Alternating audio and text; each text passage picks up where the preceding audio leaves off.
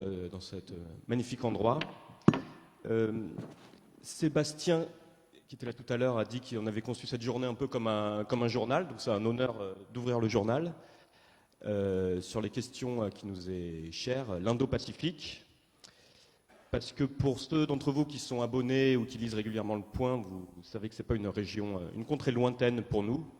On y consacre beaucoup d'articles, des couvertures, et on a un excellent correspondant dans la région, Jérémy André, qui nous raconte, qui s'est promené un petit peu partout dans la région et nous a fait de magnifiques articles. Et c'est pas fini. Donc on commence cette première table ronde, c'est intitulé Les atouts de la France dans la guerre Chine-États-Unis. Vu qu'on est déjà un petit peu en retard, on va tout de suite procéder aux présentations. Alors j'ai le plaisir d'être avec Sarah Mohamed Gaillard. Vous êtes maîtresse de conférences en histoire contemporaine à l'INALCO. Et vous donc, vous travaillez sur la relation de la France à ses outre-mer. Et vous avez notamment publié une histoire de l'Océanie de la fin du XVIIIe à nos jours. Pour vous accompagner, Monsieur Elie Tenenbaum, vous êtes directeur du Centre d'études et de sécurité à l'IFRI. Et vous travaillez surtout sur les problématiques de guerre irrégulière, la lutte contre le terrorisme et les menaces hybrides. Et enfin, pour nous accompagner, le contre-amiral Marc-Antoine de Saint-Germain. Vous connaissez très bien la région, je crois, parce que vous avez été basé en Polynésie et vous avez été commandant du porte-avions Charles de Gaulle, qui a beaucoup croisé dans la région, vous nous raconterez ça. Mais on va commencer par vous, Madame Mohamed Gaillard. Le fait que nous commencions cette conférence par l'Indo-Pacifique et l'affluence dans cette salle montre que c'est une région tout à fait importante. En travaillant sur le sujet, on a compris qu'en France, dans les différents ministères, on a pris conscience de l'importance de cette région Indo-Pacifique. Est-ce que vous diriez, comme on a beaucoup dit des États-Unis, qu'il y a eu un pivot vers l'Asie-Pacifique de la part de la France? Prenez un micro. Non. Je sais, mais je mets du retard. Un pivot, peut-être pas, parce que si, effectivement, le discours sur l'Indo-Pacifique, il monte en puissance, on parle d'Indo-Pacifique très souvent, de plus en plus souvent, ce qui ne veut pas dire que l'Indo-Pacifique supplante l'ensemble des stratégies françaises en matière de défense et d'affaires étrangères. Ce qui est certain, c'est que l'Indo-Pacifique permet à la France de se repositionner à l'échelle globale, de regarder aussi ses outre-mer peut-être différemment. Mais en même temps, quand on fait un retour, je suis historienne de formation, quand on fait un retour historique, en réalité, c'est un discours qui est relativement ancien. Cette idée qu'il faut regarder vers l'Asie, qu'il faut regarder vers le Pacifique, je connais moins bien l'océan Indien, mais on peut transposer aussi en partie à l'océan Indien, on le retrouve dans des considérations de 1925 qui sont quasiment identiques à ce que l'on peut lire aujourd'hui, en tout cas sur les grandes lignes, c'est-à-dire la souveraineté de la France. Il faut se maintenir dans cette zone immense, il faut être une puissance océanique, et il faut que cette souveraineté se maintienne. Alors, il n'y a pas toujours de grand dessein stratégique derrière. C'est peut-être le caractère un peu neuf de l'Indo-Pacifique, où là, il y a une grande stratégie, avec un discours peut-être un peu performatif, qui pose maintenant la question des moyens de terrain. On sent quand même ces dernières années le focus est sur cette région. Les discours du président de la République, le déploiement en mer de Chine. Vous dites que pour l'instant, c'est des discours, mais que le pivot, en tout cas, n'est pas là. Alors, je ne dis pas tout à fait ça. Je dis qu'on est beaucoup dans le discours performatif, mais qu'il y a le discours et il y a la pratique de terrain. Donc, évidemment, il y a des forces stationnées dans les outre-mer de l'Indo-Pacifique, mais on peut questionner, finalement, est-ce que ces forces sont à la hauteur de l'enjeu stratégique qui est affiché. On a aussi un Indo-Pacifique qui ne se réduit pas à une question de défense, qui est vraiment aussi sur la promotion du multilatéralisme, la place de la France. La crise des sous-marins a aussi montré qu'il peut y avoir des conceptions plus ou moins inclusives de la Chine dans l'Indo-Pacifique. Donc c'est une stratégie à grande échelle qui est complexe, mais qui demande encore, je pense, à être affinée à la fois dans le discours et surtout dans l'ancrage de terrain de ce discours. D'accord. Monsieur Littenbaum, donc vous travaillez surtout sur les questions liées au terrorisme. Donc j'imagine que vous avez surtout travaillé sur les questions moyen-orientales, africaines. Est-ce que vous, dans votre quotidien, vous avez senti aussi un déplacement des intérêts et de vos centres d'études ? Je ne travaille pas effectivement uniquement sur les questions sur les questions de terrorisme, et j'avais eu la chance de travailler il y a 2 ans maintenant dans le cadre d'une étude pour l'IFRI, justement sur les forces prépositionnées françaises en Outre-mer et à l'étranger. Et évidemment, la problématique de l'Indo-Pacifique, elle émergeait de façon centrale, et d'une manière générale, le concept dans les études de sécurité et les questions stratégiques de l'Indo-Pacifique, il prend véritablement une importance essentielle au tournant des années 2015-2016, sachant qu'en fait il avait été amené non pas par les Américains comme on le croit souvent, mais par les Japonais au milieu des années 2000, avec évidemment en toile de fond la montée en puissance économique, technologique et dans un second temps militaire de la Chine, qui se traduit forcément par une rivalité de puissance et une compétition sino-américaine, vous avez commencé par là, qui tend, on voit bien, à façonner l'ensemble des rapports de puissance internationaux, non seulement dans la zone dite Indo-Pacifique, et d'ailleurs sur le plan géographique, on pourrait évidemment très largement commenter, discuter et critiquer le fait que l'Indo-Pacifique constitue un espace géographique à part entière, parce qu'en fait c'est une méga région qui regroupe pratiquement la moitié de la population de la planète, donc c'est pas forcément une zone en tant que telle, mais la rivalité sino-américaine, elle structure l'ensemble des relations. On le voit, je sais pas, récemment, la Lituanie a été mis à l'index par la Chine dans des compétitions sino-américaines. Donc la compétition sino-américaine en tant que telle, c'est un rapport de force et un rapport de puissance qui est structurant à l'échelle globale. Évidemment, l'espace pour nous, Européens, et c'est pour ça que je pense qu'on peut s'approprier le concept et qu'il ne faut pas le jeter complètement avec l'eau du bain, si je puis dire, c'est que le continuum Indo-Pacifique, c'est bien, dessine bien un flux qui relie l'Europe à l'Asie, en passant par ces différents espaces-là, en passant notamment par un certain nombre de nos territoires d'outre-mer, pas les seuls, évidemment, et qui crée une réalité, on va dire, des flux d'abord économiques, de capitaux, de personnes, et évidemment la question de leur sécurisation. Oui, la région est capitale maintenant. Quelqu'un qui est bien placé pour en parler, c'est vous-même. Donc vous avez été commandant du Charles de Gaulle, du groupe aéronaval. Le Charles de Gaulle se déplace toujours avec son escorte. Déjà, première petite question, est-ce que vous êtes passé en mer de Chine à plusieurs reprises ? Alors, mer de Chine, j'ai commandé le porte-avions entre 2017 et 2019, et on a fait un déploiement en 2019 qui s'appelait Clémenceau 2019 et qui nous a emmenés jusqu'à Singapour et en fait au-delà. Alors, moi, personnellement, avec le porte-avions, je ne suis pas allé dans la zone dite des 9 traits, c'est les Spratley et Paracels. En revanche, effectivement, il y avait des bâtiments d'accompagnement qui sont allés dans cette zone-là pour, comme on le fait régulièrement, afficher la liberté de navigation dans ces zones-là qui sont, vis-à-vis du droit de la mer, du droit international, libres d'accès.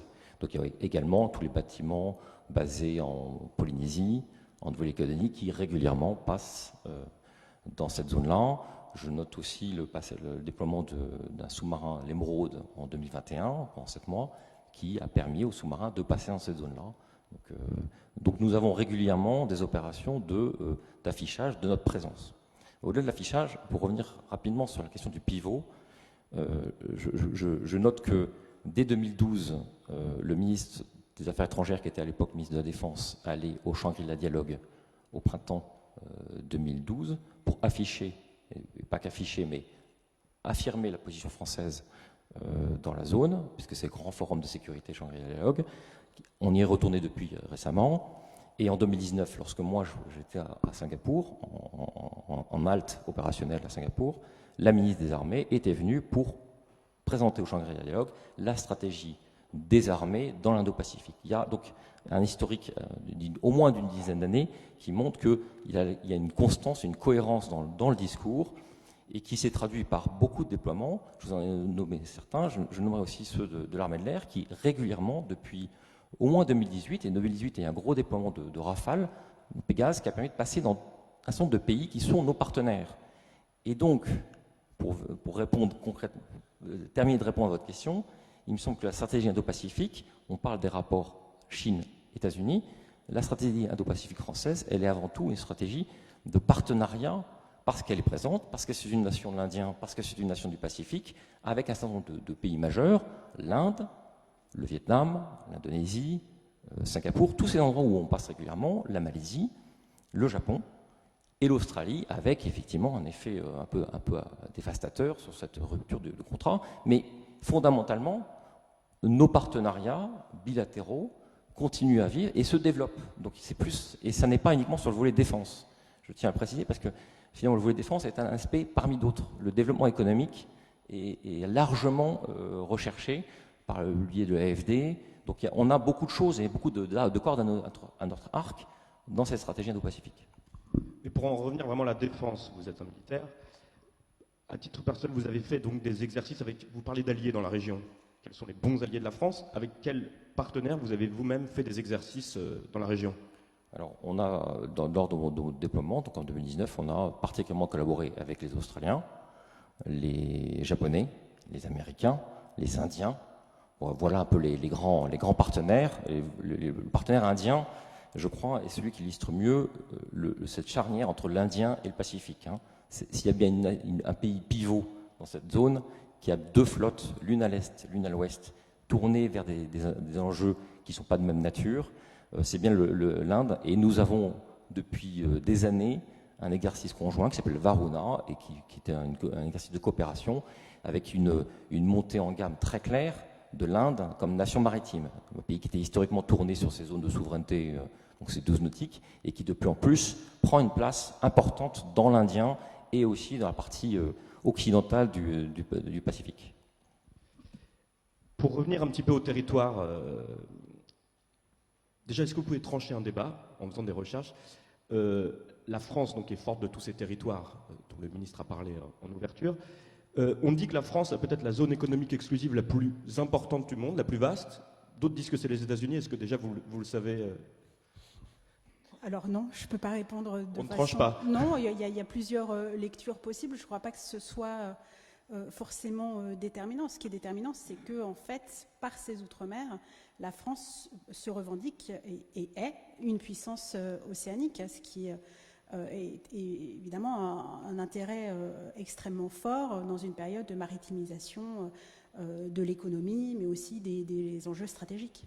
Et alors justement, comment se servir de ces territoires? Certains sont très loin. Je crois que vous me disiez que vous alliez en Polynésie. Comment se servir donc de ces territoires de l'autre bout du monde pour la métropole, pour poser, parce que c'est le thème de notre débat, sur la rivalité Chine-États-Unis?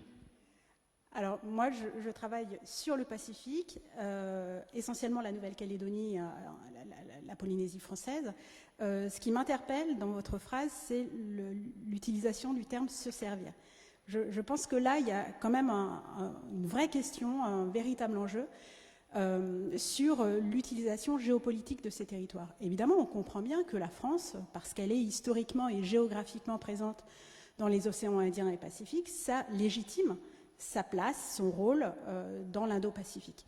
Mais ces territoires, c'est la France, même si dans certains de ces territoires, il y a une contestation plus ou moins forte à l'égard de la présence de la France, ou en tout cas le lien à la France reste un sujet de débat politique fort dans une partie de ces territoires, notamment en Océanie.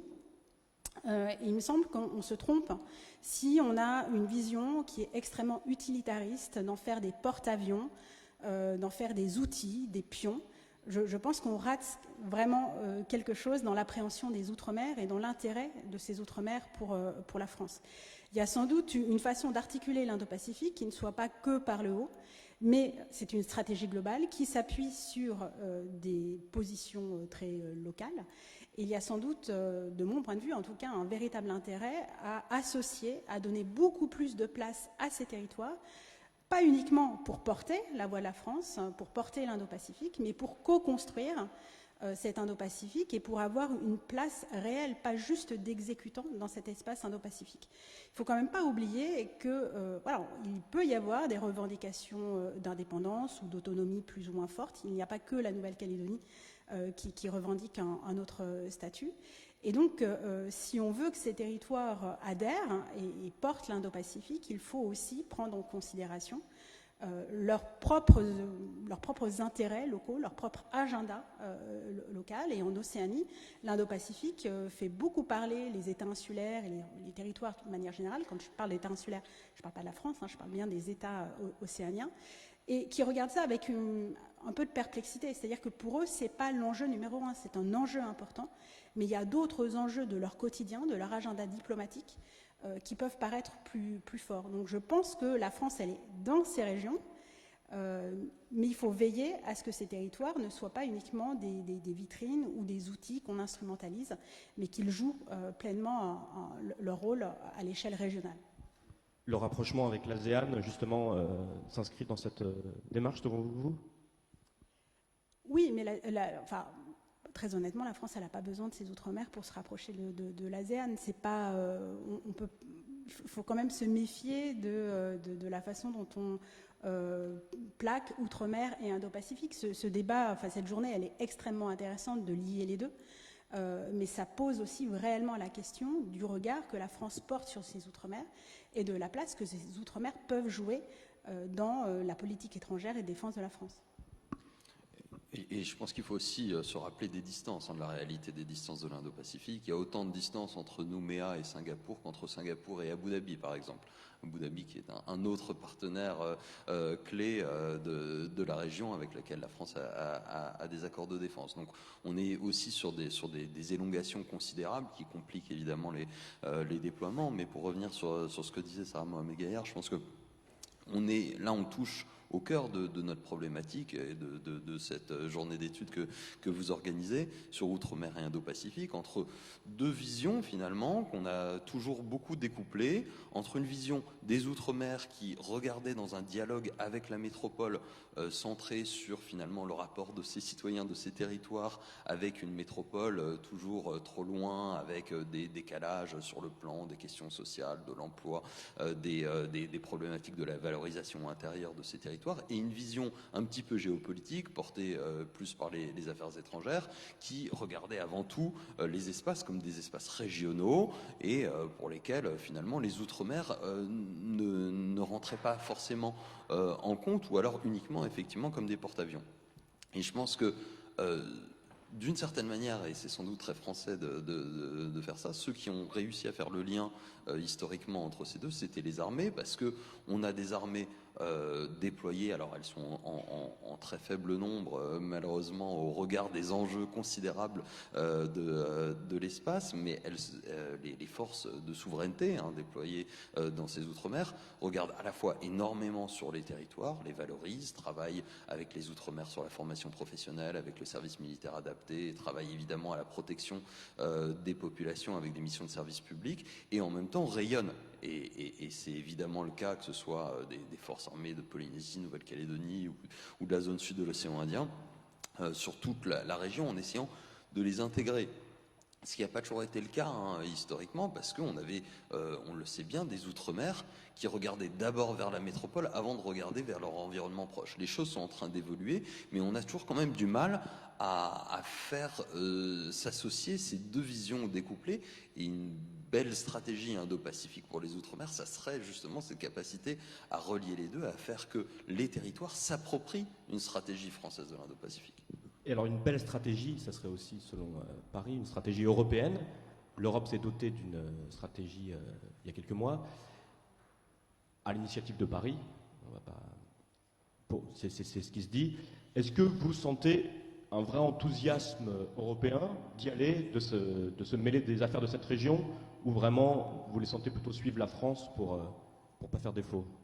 Bon, la France est évidemment le seul pays européen maintenant que le Royaume-Uni a quitté l'Union européenne, à avoir des territoires souverains dans l'Indo-Pacifique, à avoir une présence historique ancienne, même si l'Allemagne, Serge Guerre pourra en parler, avait une présence ancienne, mais qu'elle a perdu entre-temps, mais donc avoir cet ancrage historique. Donc effectivement, la France peut apparaître comme le fer de lance à bien des égards, mais aussi sur des espaces qui sont périphériques.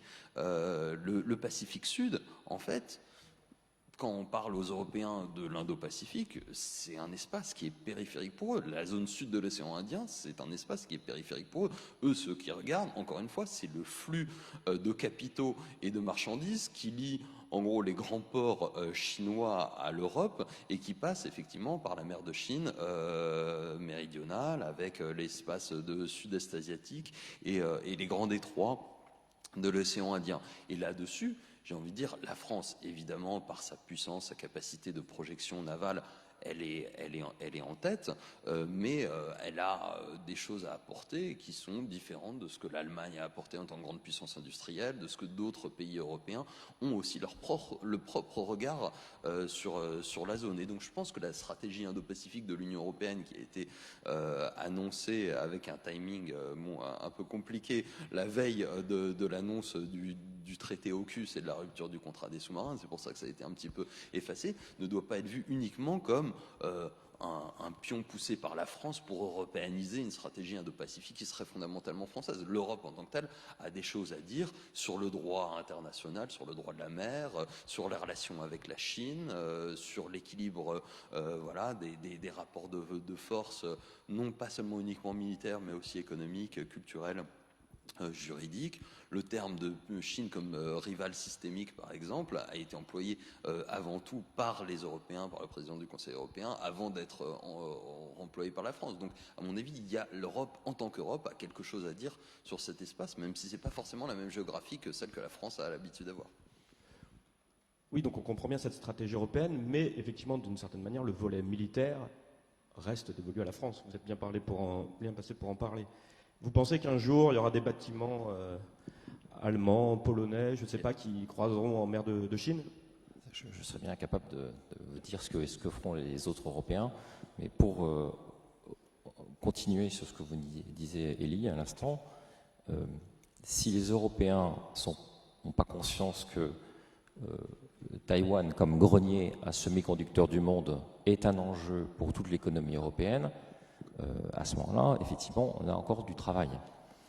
Taïwan, au-delà des enjeux de territoire avec la Chine, est un véritable grenier pour lequel on est hyper dépendant. Nos voitures aujourd'hui sont avec des compteurs analogiques parce qu'il n'y a plus de semi-conducteurs qui arrivent en France pour mettre les compteurs numériques. Donc, et ça, tous les pays européens, parce que nous avons... la mondialisation a fait que c'est là-bas que ça se produit, cette dépendance. Donc, des exemples comme ça, on en a beaucoup. Donc, les Européens et donc l'Union européenne a une prise de conscience réelle sur ces affaires-là. Pour revenir sur les forces armées, Élie disait tout à l'heure que les armées étaient sans doute celles qui étaient tournées à la fois vers l'intérieur, je ne sais pas quel était le terme, mais je traduis comme ça, vers les populations, vers les outre-mer, et aussi dans la grande géopolitique, dans l'action de la grande géopolitique et la place de la France. Ce qui est intéressant dans le contexte actuel, c'est que la Chine, puisque tout ça est quand même aujourd'hui déstabilisé par le comportement de la Chine, se trouve à la fois dans la protection des outre-mer, protection des zones économiques exclusives, la prédation, que ce soit les ressources halieutiques, la pêche. Il faut quand même avoir conscience qu'il y a environ 17 000 pêcheurs chinois sur les océans du monde. Et quand ils se déplacent, c'est par centaines. Aujourd'hui, quand vous observez une carte à la périphérie des aides françaises, vous voyez des nuages de bateaux de pêche qui sont en train de piller, en tout cas prendre les ressources sans rien déclarer, en tout cas sans transgresser des lois à partir du moment où ils ne déclarent pas ce qu'ils font. Donc il y a ce vrai travail, enfin cette vraie manœuvres de prédation qui se passent à l'extérieur. Qu'est-ce qu'on fait pour éviter que ça passe à l'intérieur? Et donc là, c'est la logique des moyens. C'est aussi toutes les terres rares. On sait que, notamment en Nouvelle-Calédonie, il y a tout un enjeu des terres rares au fond des océans. Donc il y a toute cette à la fois protection des territoires et de leurs zones qui est un véritable enjeu qui a augmenté parce qu'il y a un phénomène chinois dans ces régions-là. Et puis bien sûr, il y a la partie haute, celle de la grande géopolitique. Vous noterez que l'ensemble des pays qui sont dits dotés du P5 de l'ONU sont dans l'Indo-Pacifique. La France, pour cette raison, a une voix à porter. La France comme nation dotée de l'arme nucléaire. Il y a aussi une vraie place dans le narratif français. Et donc tout ça avec un déstabilisateur important qu'on observe dans le Pacifique, bien sûr, mer de Chine méridionale, mais également quand on reprend la BRI, la Belt and Road Initiative, c'est-à-dire la nouvelle route de la soie, qui remonte jusqu'à Djibouti. Donc on voit bien que l'Indo-Pacifique, c'est bien un tout aujourd'hui qu'il faut appréhender dans sa globalité. Et donc cette voix de la France, cette voix de la France qui doit être particulière dans ce contexte de rivalité États-Unis-Chine, de par nos territoires, de par sa place, quel pourrait être son rôle si la situation venait à s'envenimer encore? Est-ce que la France peut être un médiateur? Est-ce que la France peut servir de relais Entre les États-Unis et la Chine? Ce qui nous intéresse, en tout cas, dans cette première partie. En fait, elle peut être un médiateur comme un autre, mais je pense que pour revenir à l'AUKUS, ce qu'a montré l'AUKUS finalement, au-delà du sous-marin, c'est que les Australies ont il y a un retour assez désagréable, pardon, qui me perturbe. L'Australie a quand même joué la carte d'une politique pragmatique qui est celle de se mettre davantage sous la protection des États-Unis. On peut se poser la question, pouvait-il faire autrement? À partir du moment où les États-Unis décident de revenir en force dans le Pacifique, et plus largement en Indo-Pacifique, est-ce que les Australiens pouvaient faire un autre choix? Donc je pense qu'ils ont fait un choix très pragmatique. Ils ont aussi affirmé en cela la fin de leur volonté de jouer le pivot, ou en tout cas l'intermédiaire entre leurs premiers partenaires stratégiques, les États-Unis, et leur premier partenaire économique, la Chine. Donc on voit bien que la France, elle est quand même pas marginalisée, le terme est sans doute trop fort. C'est une puissance parmi d'autres. Oui. Ouais, je pense que c'est sur cette histoire de troisième voie, puisque on a beaucoup entendu ça depuis l'affaire AUKUS. C'est un faux problème. La France n'est pas dans une situation équidistante entre la Chine et les États-Unis. Elle a des partenariats dans la région, elle a des alliés dans la région. Les États-Unis sont des alliés.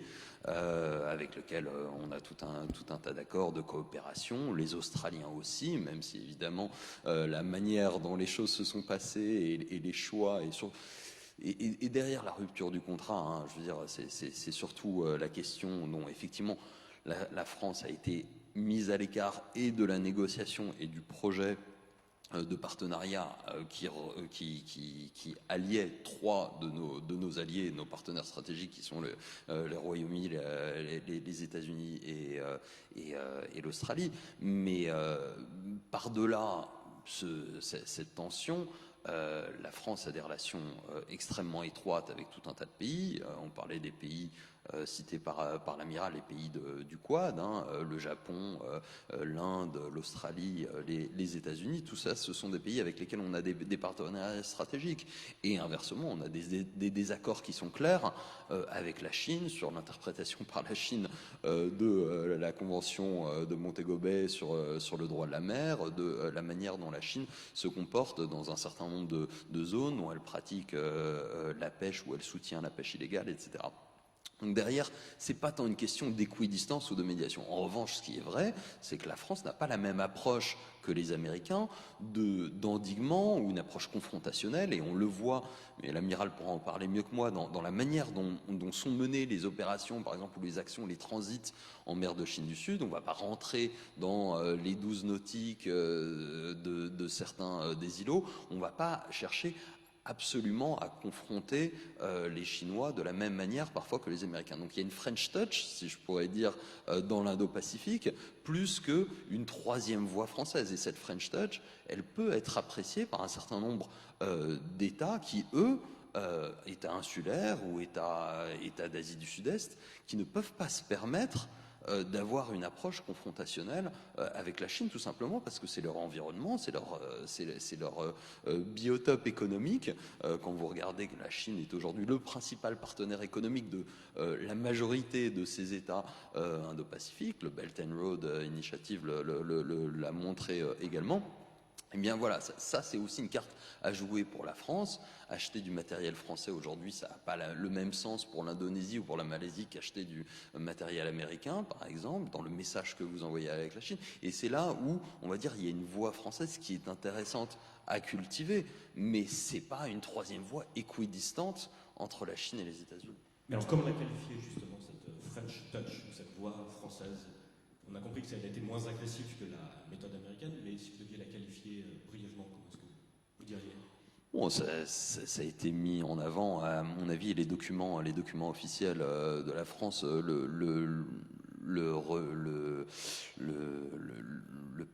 sont assez parlants de ce point de vue-là. L'idée de la France comme puissance d'équilibre, qui soit à la fois ferme sur un certain nombre de principes, les principes de la liberté de navigation, les principes des valeurs politiques, d'ouverture, de diplomatie, et en même temps un attachement aux mécaniques de dialogue international, de dissuasion aussi, pour éviter l'escalade, de prévention des conflits.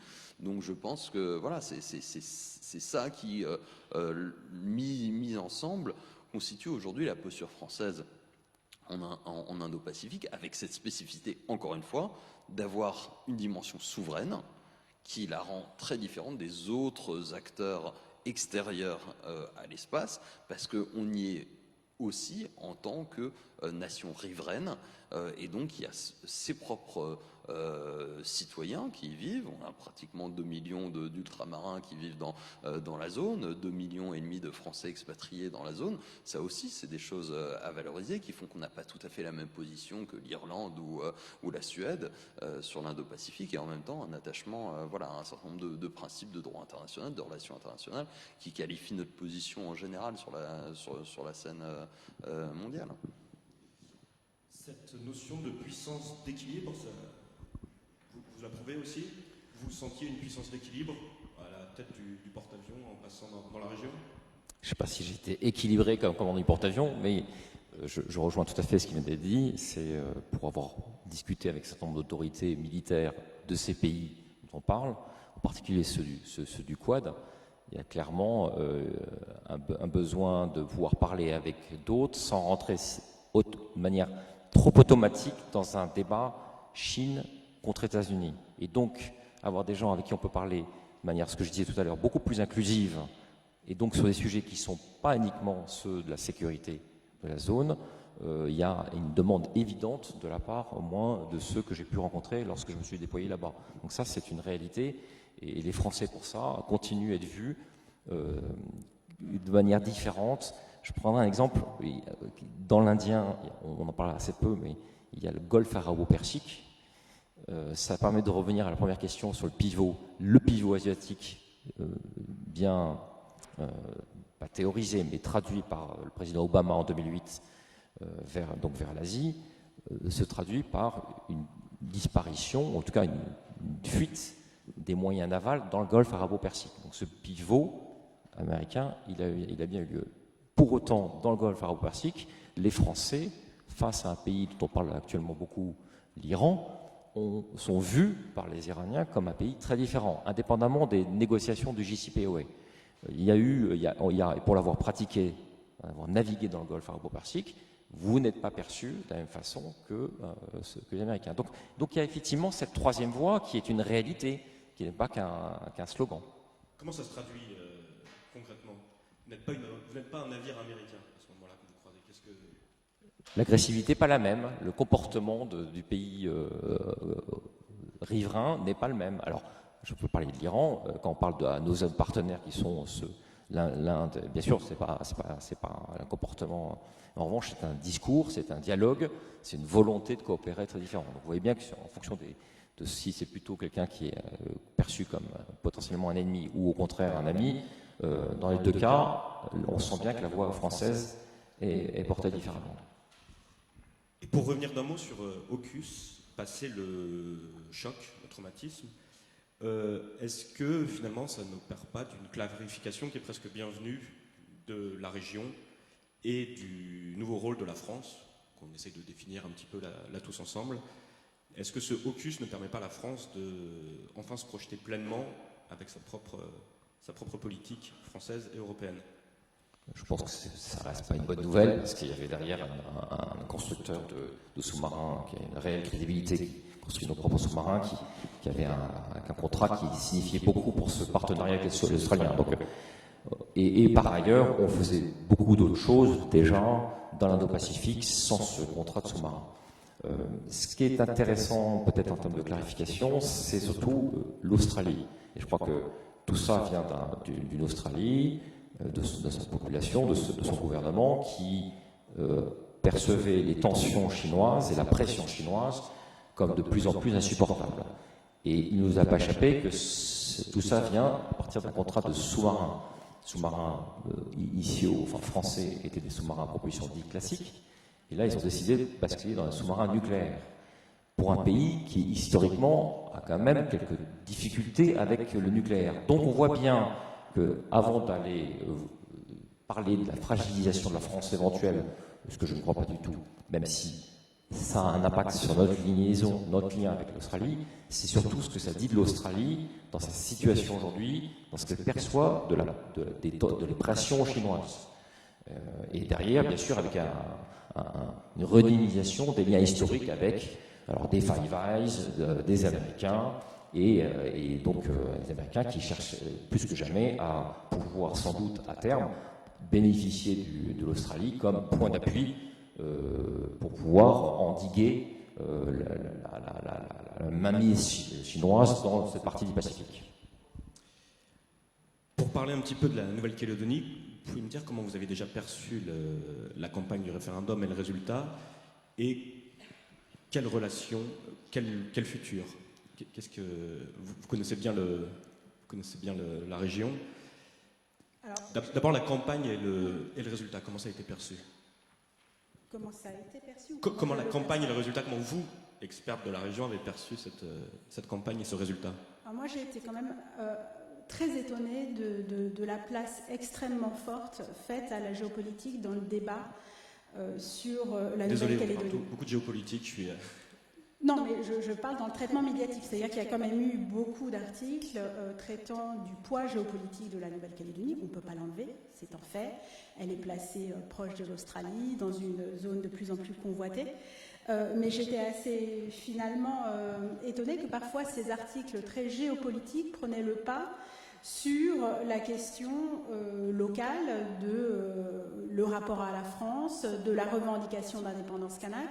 Et c'est pour ça que je disais tout à l'heure que la géopolitique, on doit la considérer, mais qu'elle ne peut pas écraser le droit à l'autodétermination d'un peuple autochtone, d'un peuple premier. Donc voir la Nouvelle-Calédonie que par son atout géopolitique et que par sa place dans l'Indo-Pacifique est quand même très réducteur. Ensuite, ce troisième référendum était extrêmement important pour les Calédoniens, évidemment, pour le lien entre la Calédonie et la France. Si je veux être un petit peu dans la provocation, moi j'ai tendance à penser qu'une Nouvelle-Calédonie qui aurait fait un autre choix ne remettait pas forcément en question l'Indo-Pacifique français. C'est pas une indépendance rupture qui était demandée, et de toute façon l'indépendance, le résultat aurait été extrêmement partagé et il n'y aurait pas eu une avance très forte des indépendantistes s'ils avaient gagné, ce qui posait la question de comment on fait maintenant, puisque le référendum, à mon sens, ne permettait pas de résoudre la question calédonienne. Mais pour, j'ai un petit peu oublié le départ de la question, mais pour revenir sur ce référendum de Nouvelle-Calédonie, ça revient vraiment à ce que je disais tout à l'heure, de la nécessaire implication des Outre-mer dans ce discours indo-pacifique qui repose sur la souveraineté de la France, mais une souveraineté qui n'est pas nécessairement acquise dans la durée.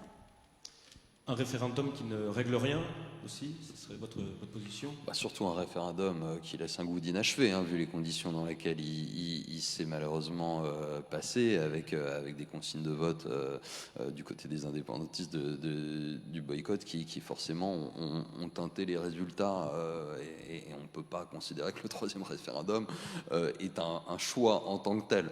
Maintenant, ce qui est sûr, c'est qu'on arrive au bout d'un processus qui a montré ses limites, avec la manière effectivement dont les questions sont formulées, dont ces formes de choix binaires laissaient finalement peu de place à l'innovation politique dont la région a besoin et dont ces territoires ont besoin. On sait qu'il restera de toute façon un lien historique fort, démographique entre ces territoires, la Nouvelle-Calédonie en l'occurrence, et la métropole française. Après, il reste à inventer. Je pense qu'on a déjà fait, et l'Océanie française a déjà montré aussi sa capacité d'innovation institutionnelle et politique, et je pense qu'il faut continuer à pousser là-dessus pour inventer des nouvelles formes, où la souveraineté française et l'ancrage français historique puissent être conciliés avec les aspirations des populations locales, et effectivement que ce soit les peuples premiers, mais aussi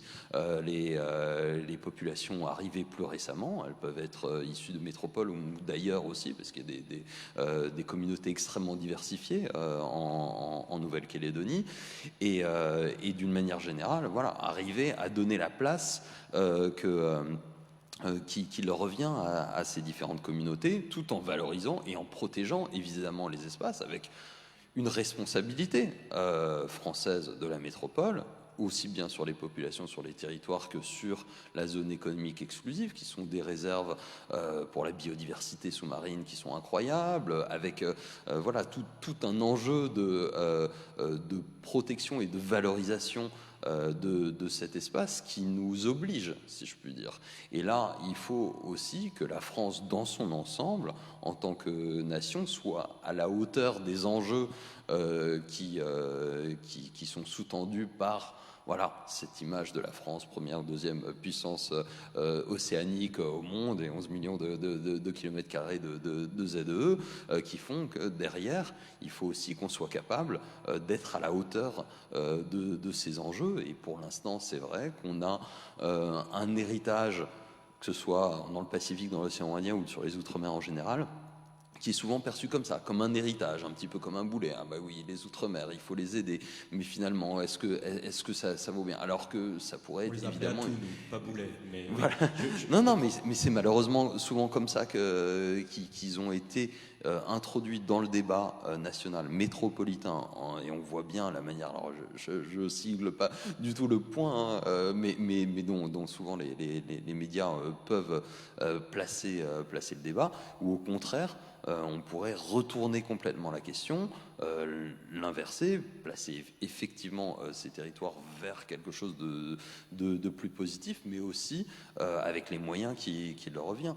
On parlait de la protection. Si vous voulez comparer les moyens de protection de la ZE, c'est comme si on avait 4 voitures de police pour l'ensemble du territoire métropolitain.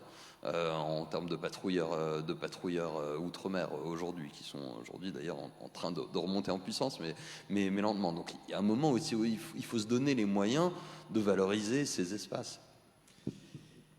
Alors je vous propose de passer au moment des questions. Absolument, on a eu des questions du public, vous avez souhaité réagir. Alors des questions que vous avez pu poser à la fois ici, en présentiel, je vous rappelle, à la Maison de l'Océan, ou alors derrière votre écran. Première question.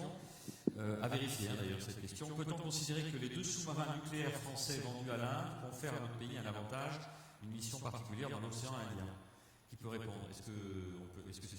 Ça serait plutôt pour vous. Est-ce qu'on a déjà vendu d'ailleurs des sous-marins nucléaires, propulsion nucléaire? Il me semble pas. Alors, on n'a pas vendu de sous-marin nucléaire à l'Inde. Donc, au moment qu'il y a un scoop, mais en tout cas, moi, je n'ai pas conscience d'eux. Non, et le fait que le partenariat stratégique avec l'Inde continue, c'est peut-être ça qui sous-tend la question. En tout cas, on a clairement, et j'ai envie de dire AUKUS, plus que jamais,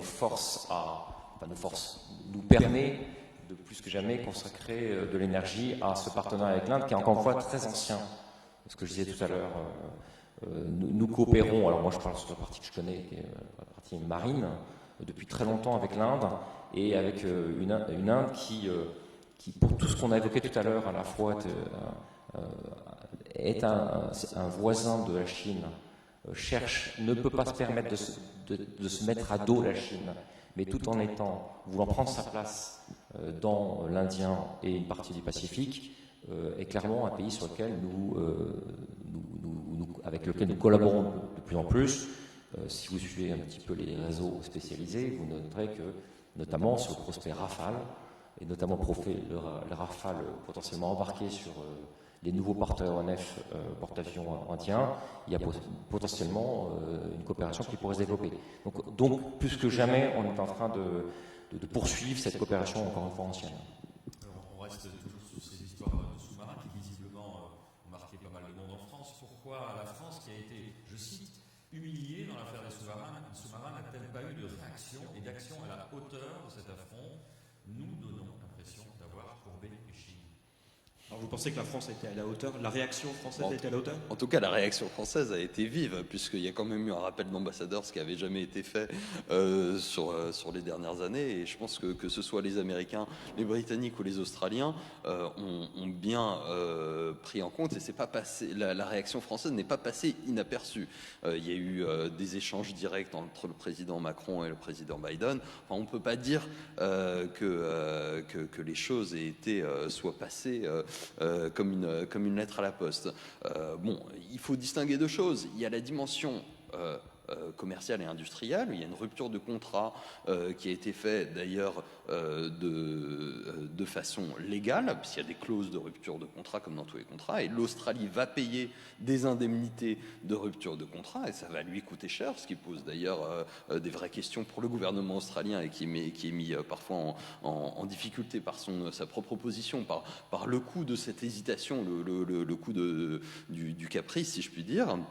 Et puis ensuite, il y a la position française vis-à-vis du choix par 3 de nos alliés de créer une forme de partenariat resserré sans inclure la France, alors que évidemment la France avait sa place, si je puis dire, dans un accord quadrilatéral, voire d'autres pays, dont le Japon et l'Inde. Et là, je pense que c'est une discussion qu'on a eue assez franche avec nos partenaires. Je pense que si c'était à refaire aujourd'hui, les États-Unis comme le Royaume-Uni dans une situation un petit peu différente ne referaient pas les choses de la même manière exactement. Après que l'Australie ait décidé de prendre l'offre qui leur était faite de passer de sous-marin à propulsion classique à sous-marin nucléaire sur le plan militaire, ça s'entend. Maintenant, le choix américano-britannique d'exporter cette technologie qui n'avait jamais été fait jusqu'à présent n'est pas anodin et va avoir des vraies conséquences, y compris en termes de prolifération d'une technologie qui est quand même extrêmement sensible et que la France, qui la possède, avait toujours décidé de ne pas exporter, et d'où la question sur l'Inde. Au contraire, la France, le Brésil nous avait demandé d'exporter des sous-marins à propulsion nucléaire, et la France y est refusée, à la demande des Américains. Merci beaucoup, merci à tous les 3 pour la qualité des échanges. Merci à vous. On peut vous applaudir chaleureusement. Et quant à nous, on se retrouve dans 5 minutes pour aborder notre 3e session réchauffement climatique, les Outre-mer en première ligne. À tout de suite.